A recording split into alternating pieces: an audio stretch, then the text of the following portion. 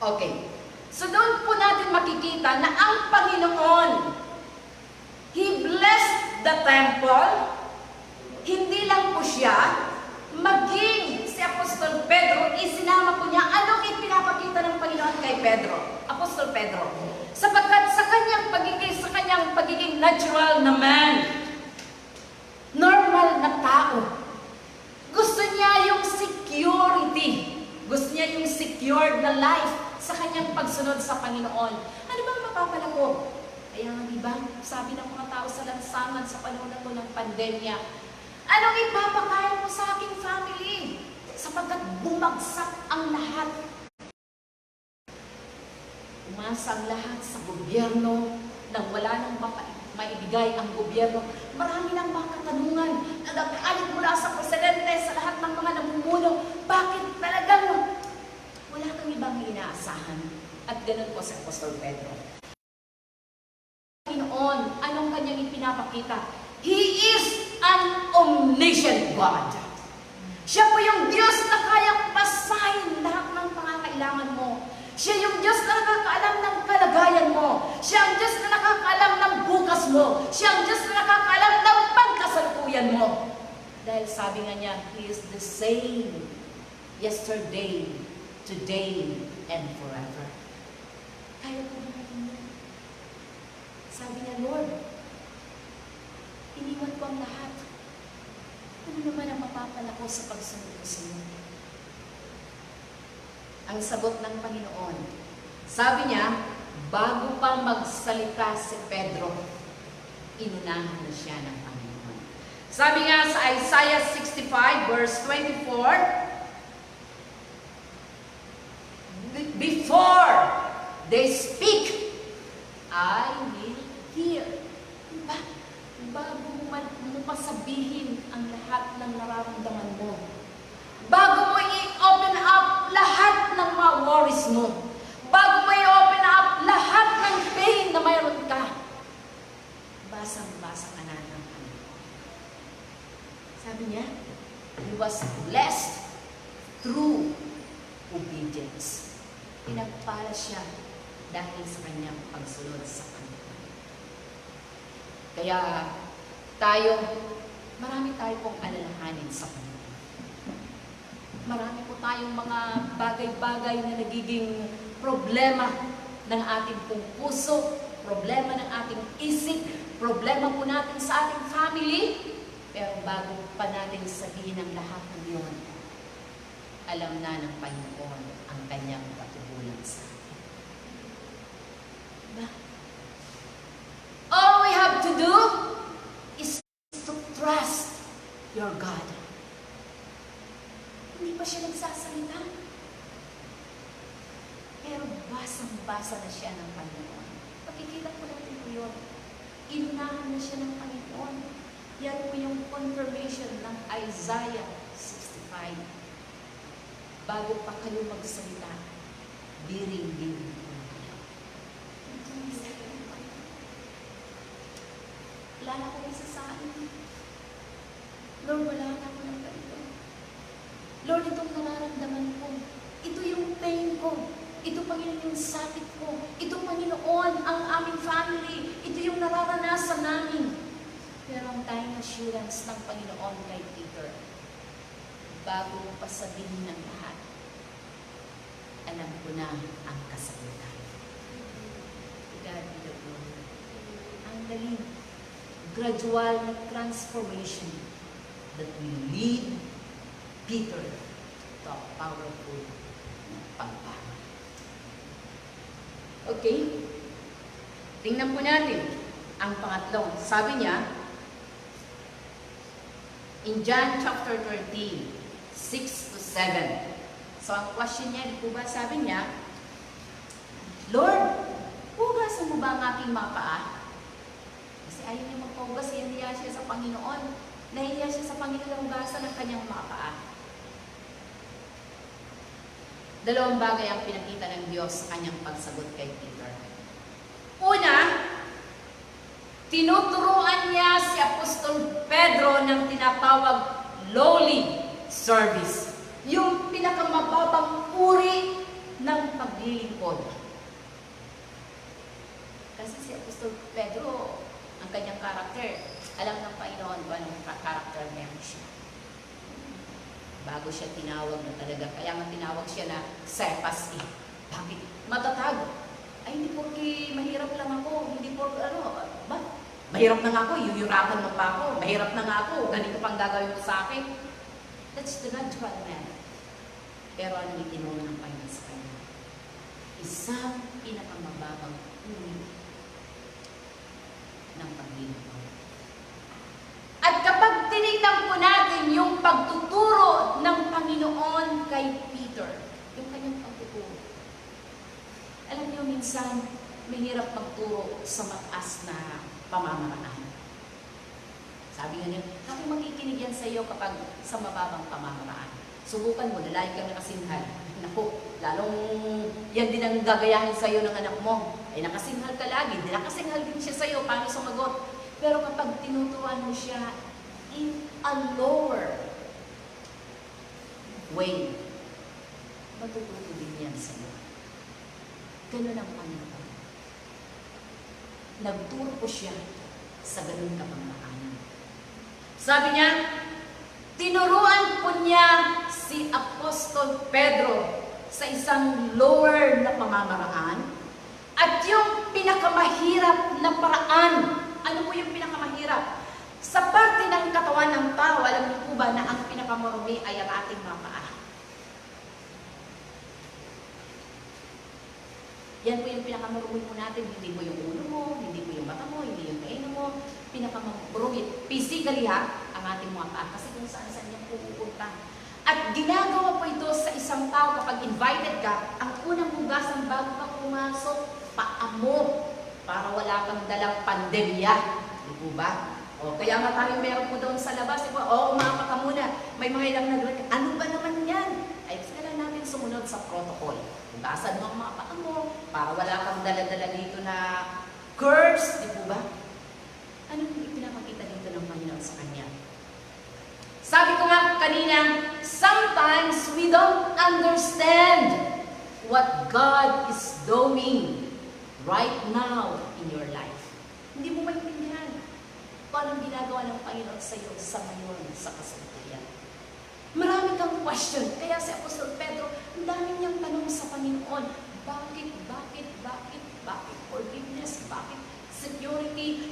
Bakit ibinigay ko na? Anong assurance namin? Ang dami niyang question. Sabi ng Panginoon, hindi mo ito makuunawaan sa ngayon. Verse 7. But afterwards, all you have to do is to obey my command. Ano ang kanyang command? 70 times 7, security in my hand, service before God in a long way. Sabi ko nga, minsan, naranasan niyo na bang magtanong sa Panginoon? Bakit naman ako pa? Sabi na ng doktor kagabi, bakit family ko pa, Panginoon? Bakit asawa ko pa? Hindi niya maintindihan na bakit ang asawa pa niya na frontliner, bakit sila pa na family ng mga frontliner ang tinamaan. Normal, sila ang nasa front, kaya sila kaagad ang sasabak sa ganito. Di po ba? Kaya tayo ng mga frontliner, spiritual, tayo ang unang binabanatan ng kaaway for you to fall.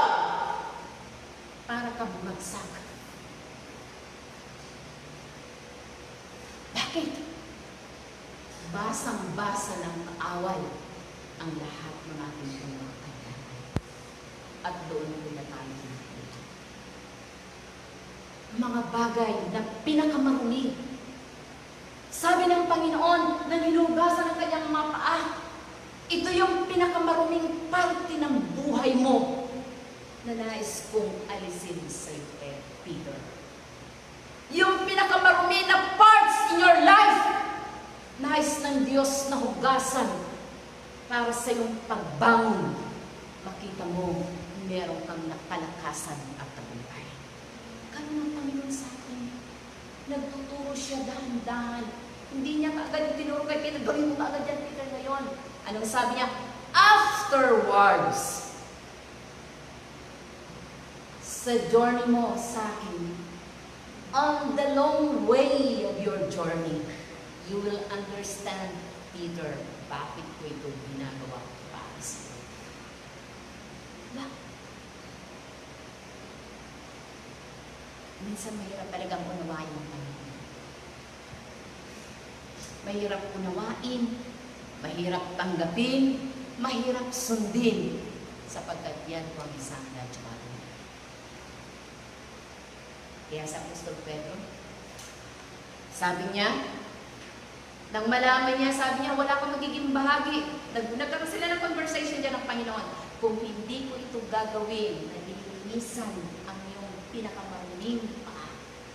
Kung hindi ko tatanggalin yung marumi sa buhay po natin, kung hindi po matatanggal yung mga marumi sa buhay po natin, we will never have a part in God's kingdom.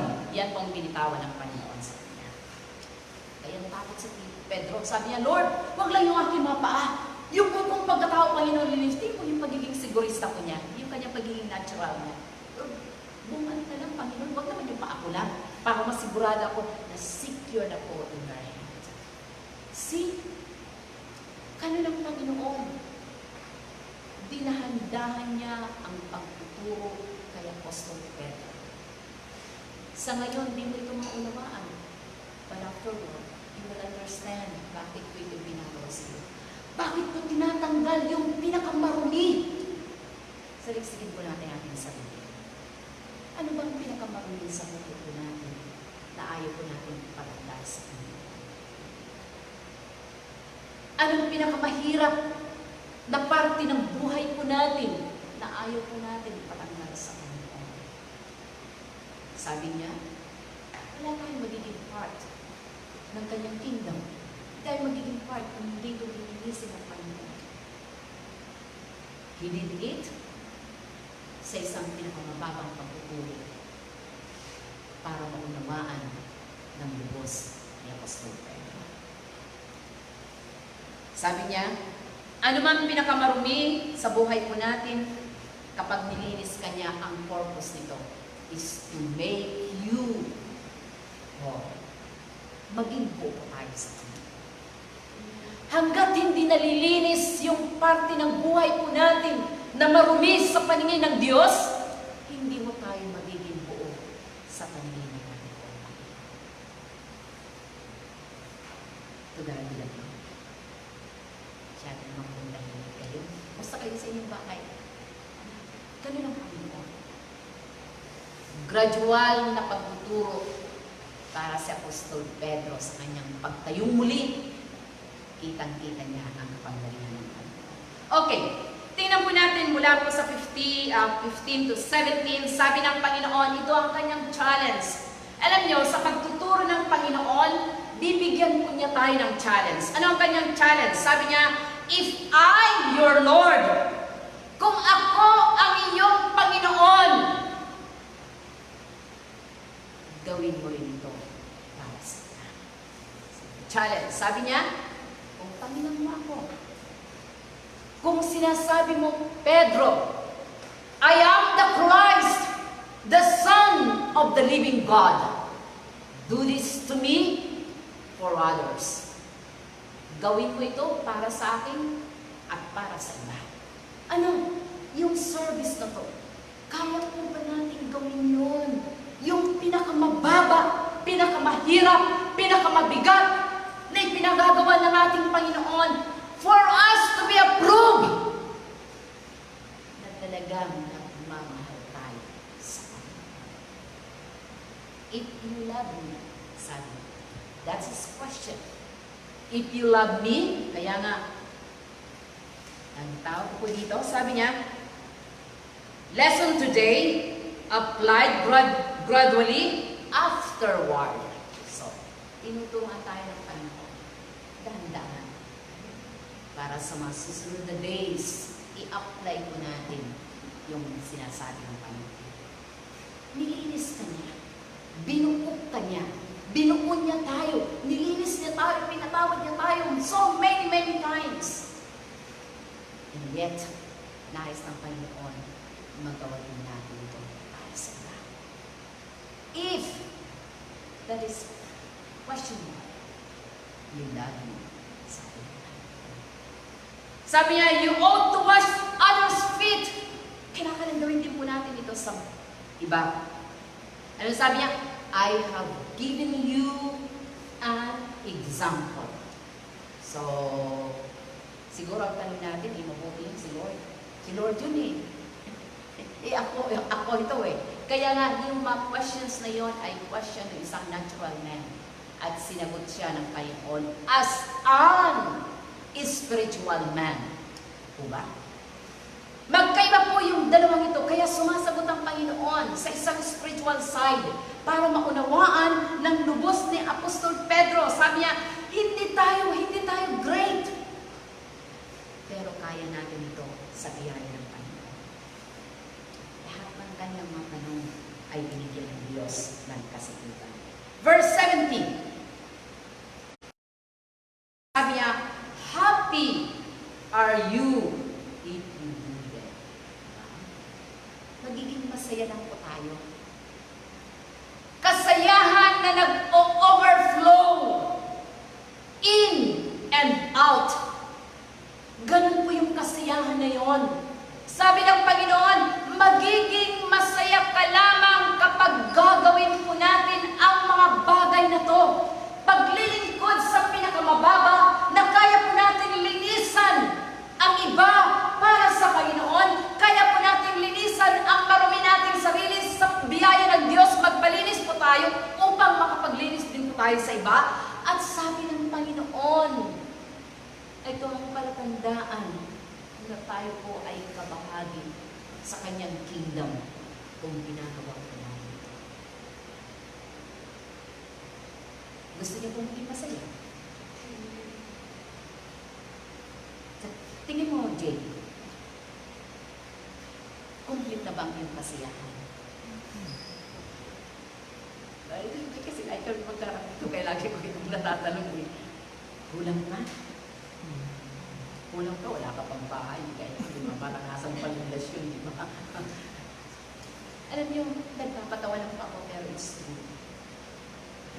Ang tao, kapag tayo po ay binuuna ng Panginoon, magkakaroon ka ng totoong kasiyahan sa Diyos.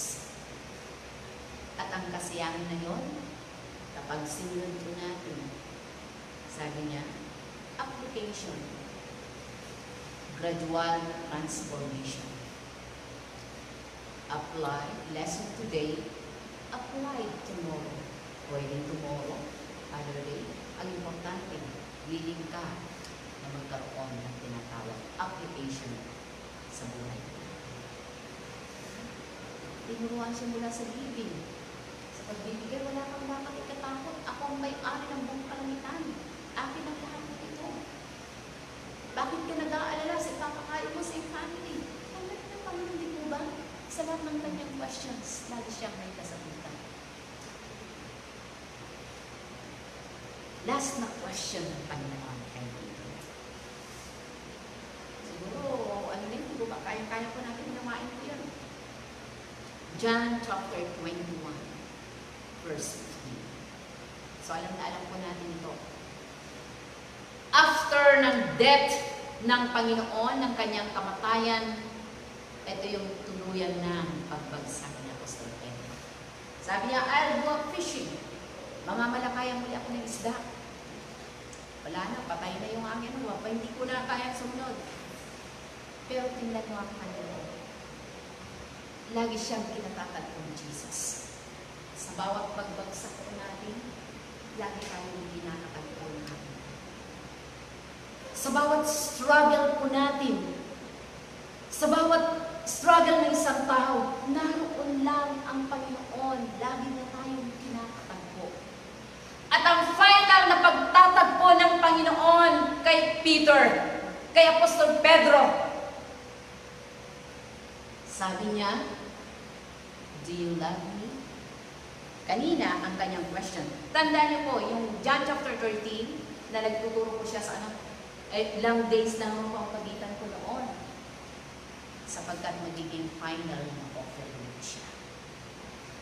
Kaya pinagagawa niya ito. Kunting panahon na lang. Kunting panahon na lang yung pinapagawa ko sa iyo. Kailangan gawin po natin before it's too late for us. Yun ang ina-imply ng Panginoon. Bago maging huli ang lahat, magawa po natin ito. Halos lahat po tayo mayroong natutunan sa pandemya nito. Maraming tinuro sa atin ng Panginoon. Lahat marami tayong natutunan sa Panginoon. At ang natutunan po natin ng Panginoon, nais ng Lord, i-apply po natin sa mga days ahead. Dahil hindi po natin alam kung kailan po tayo makakagawa para sa Panginoon. Kaya't nang dumating yung panahon na yon, nang muling encounter ni Peter after the resurrection of Jesus, isa lang ang tanong ng Panginoon sa kanya. Sa 13, ang tanong niya, if I am your Lord, kung ako ang iyong Panginoon. Ngayon, ang sunod na question ng Panginoon, do you love me? Mahal mo ba ako talaga? Hindi mo ba natin tanongin, Lord? Mahal ba talaga ako sa'yo?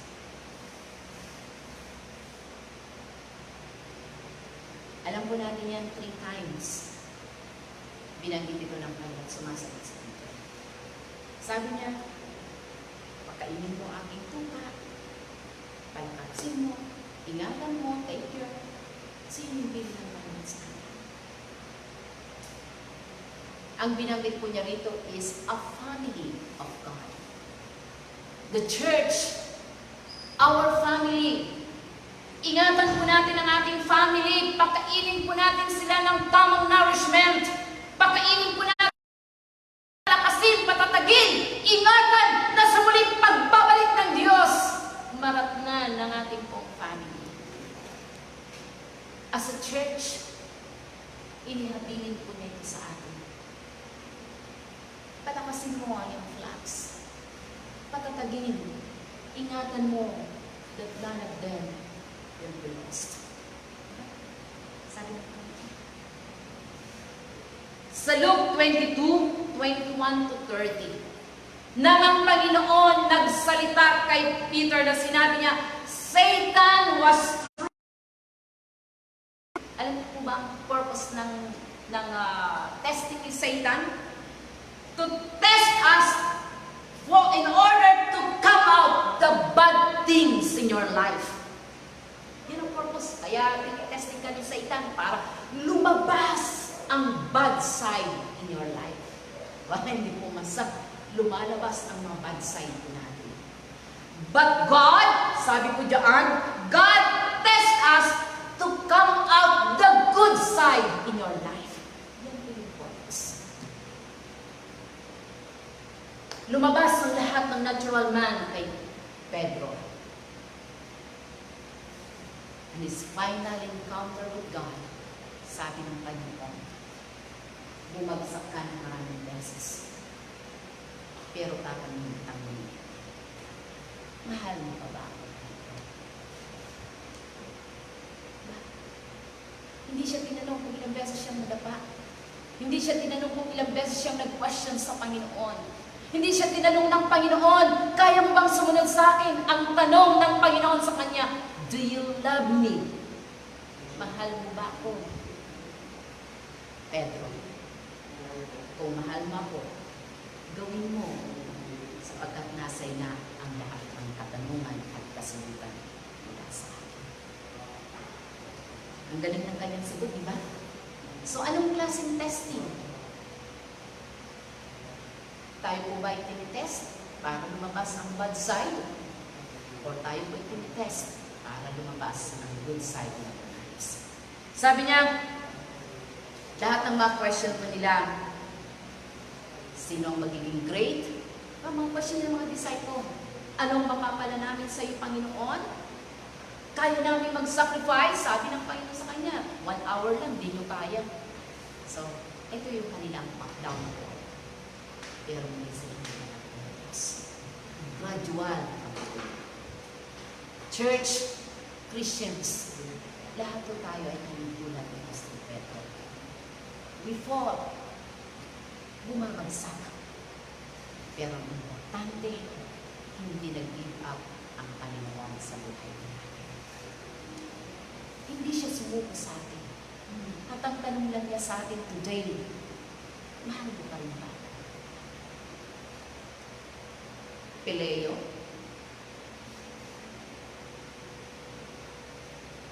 the last is the agape. Naranasan mo natin ang Pileo love. That is for the brethren. Yung isa pang love, the last is the agape. Ang hiningi ng Panginoon sa atin is agape love. Walang sukapan, walang hangganan. Sa kabila ng ating mga kahinaan, kaya po natin mahalin at sundin ang kanyang mga lessons sa buhay. We learn a lot of lesson from God. At ang mga lesson na yon, dapat matutunan po natin. Na kapag tayo tinanong ng Diyos, kaya po natin sagutin, Lord, I love you. Alam mo yan, Panginoon, at kilala mo ako. Kaya po natin magpabasa tayo sa Panginoon. Magpabasa sa Diyos, in and out, magpabasag sa Panginoon, at magpabuong muli sa ating Panginoon para tayo makatayo halin tulad ng Pastor Pedro. May conclusion. Mula sa chapter 2 ng Book of Acts and chapter 5, makikita po natin ang kanyang mga. Sabi niya, yes Lord, I love you. Hindi ko na po kanyang yan.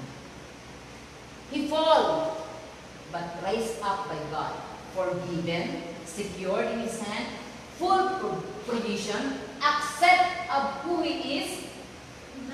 Tinanggap siya ng lahat ng yun ng Panginoon. Sa kanyang pagtayo, in Acts chapter 2 hanggang 5, powerful na preacher, courageous na preacher, and remained standing in faith. But he paid the price. Pinagbayaran niya. Alam niyo po, isang bagay ang medyo nag-ano sa akin ang binasa ko ang Book of Acts. After na siya ay mag-preach, wala na siyang pinatakutan. Tumayo siya, nadala niya ang ating Panginoon. Sabi niya sa isang miracle na yon, silver and gold have I none, but such as I have give I thee, in the name of Jesus, my Lord, my Savior, my healer, the forgiver of my sin. Dala-dala ko para kumita. Why? Mula sa kanyang pagbagsak, dahan-dahan siyang itinayo ng ating Panginoon. And no one can question you. Bakit Diyos ang magtatayong sa atin? Ilang beses man po tayo nadapa. Ilang beses man tayo bumagsak. Ilang beses man tayo mag-question. Lagi mong tatandaan. Lagi may sagot ang Panginoon sa buhay. Tayo lahat ay tumayo. Bakit ba tayo awitin nga po natin yung first song kanina bago ako mag-end ng panalangin?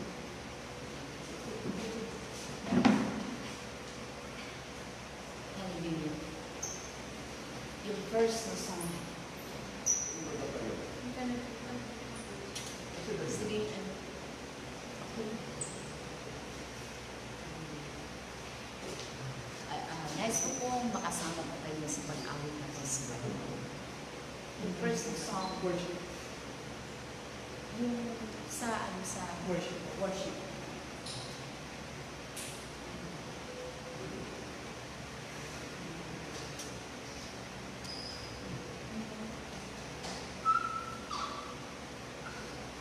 Sige, awit tayo sa Panginoon.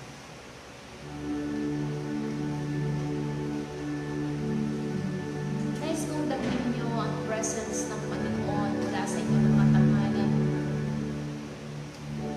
dito sa church. Naranasan man po natin ang pagbagsak. Naranasan man po natin ang maraming questions sa Panginoon. And yet, He remained faithful to us. Marami lang siyang itinuturo sa atin. At ang pagtuturo na yun, nais ng Diyos na gawin po natin today, tomorrow, hanggang sa mga susunod na days, till such a time na makita po natin buong-buo na tayo sa harapan ng ating Diyos.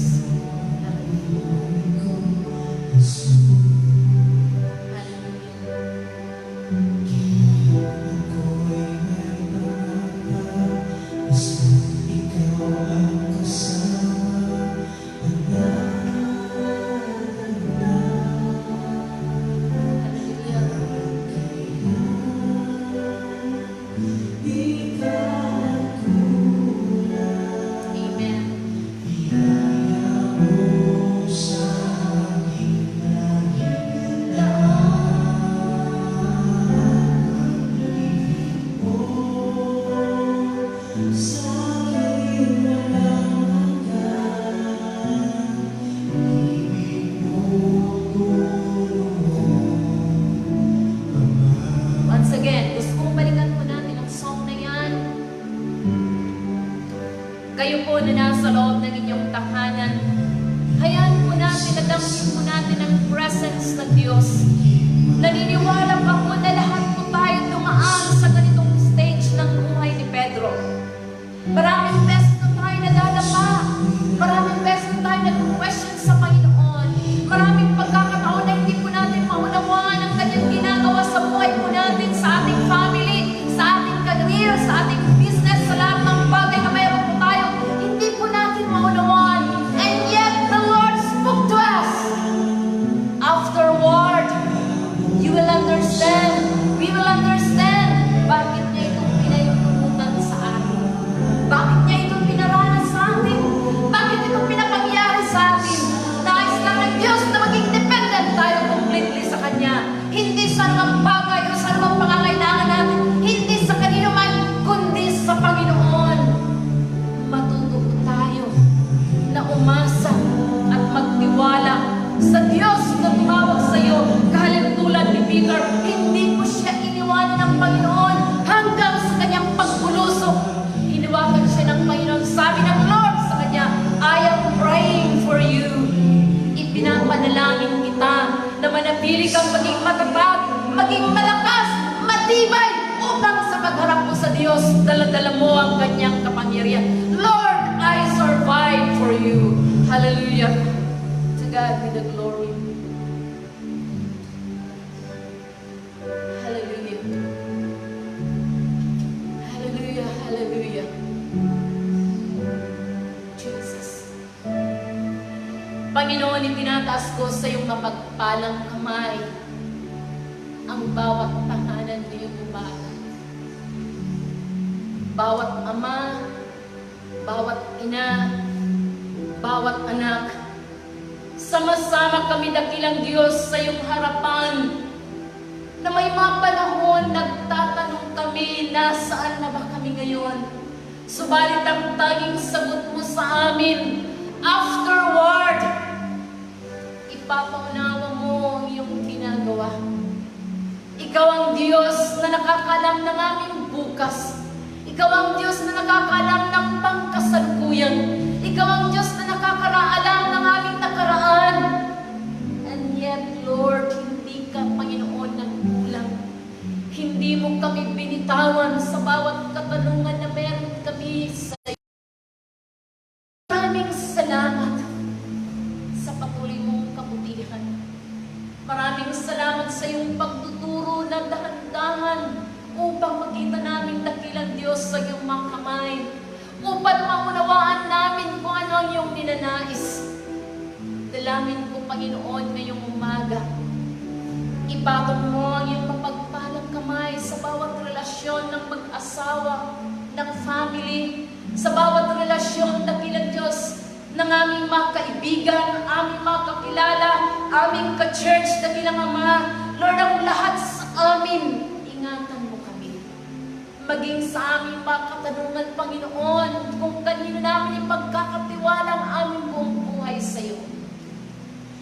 Wala kami bang pagtitiwalaan kundi ikaw. Kaya Panginoon, i-bless mo ang church, i-bless mo ang aming mga viewers, i-bless mo ang kanilang mga family, lahat sila na nanonood at nakikinig ng iyong mga salita. Dalangin mo, Panginoon, ay yung full na protection. Hindi ko alam kung anong pinagdadaanan ng mga individual na mananampalataya. Hindi ko alam kung anong pinagdadaanan ng bawat family. Hindi ko alam na bilang Diyos kung ano ang kanilang nararanasan at karanasan sa mga panahon na to. Subalit dalangin ko, Ama, lay your hands. Let your word speak powerfully in our spirit. Dalangin ko, Panginoon, na patuloy kang mangusap. Kaugnayin mo ang bawat mananampalataya. Kaugnayin mo ang bawat pamilya. Kaugnayin mo, dakilang Diyos, ang iyong mga anak na wala kaming ibang maasahan kundi ikaw. Sa bawat lesson in our lives, Panginoon, turuan mo kami sunod para kami maging buong muli sa iyong harapan. I-bless mo rin, Panginoon, ang iyong mga anak na patuloy na nagkakaloob. Hayaan mo, Panginoon, na patuloy kang kumilos. Pagyamanin ang aming mga kamay. Pagyamanin mo ang aming mga pinagkukunan, sapagkat ikaw dakilang Diyos ang aming inaasahan. Purihin ka, luwalhati ka, hiniling ko ang lahat ng ito kay Kristo Jesus na aming Panginoon. Amen. Maraming pong salamat, and may the Lord bless us. Patuloy po tayong pagpalain. At salamat po sa ating mga kapatiran na patuloy po na nagkakaloob. Sila na gumagamit ng GCash. Ano po natin ito weekly. At nariyan na po ang mga complete na information kung paano po natin maisasakupag katuparan ang patuloy po natin pagiging kabahagi sa gawain ng ating Panginoon. Tayo po'y manalangin. Pagpalain po Diyos ngayong umaga ang aming napakinggan. Pagpalain mo ang aming buong linggo. Ikaw patuloy na magmuna sa amin. May the love of the Father, the grace of our Son, Jesus Christ, and the communion of the Holy Spirit be with us now and forever. Amen. Pagpapala sa akin.